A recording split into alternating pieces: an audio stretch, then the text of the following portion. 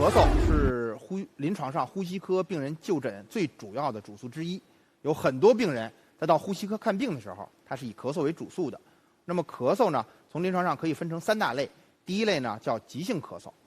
它的时间是发生咳嗽3周以内。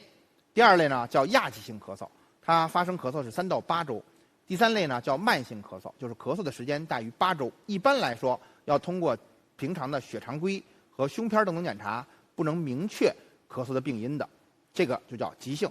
亚急性和慢性咳嗽。那么咳嗽到底有多严重呢？如果你的病情经常会有咳嗽，而且反复的治疗不能痊愈，还有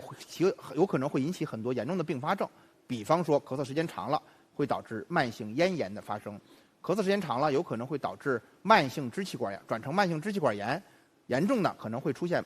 肺气肿啊。然后还有一部分的咳嗽呢是其他一些特殊疾病引起的，比方说叫上气道咳嗽综合征、鼻后滴漏综合征、咳嗽变异性哮喘等等。那么这个时候时间比较长的咳嗽都需要一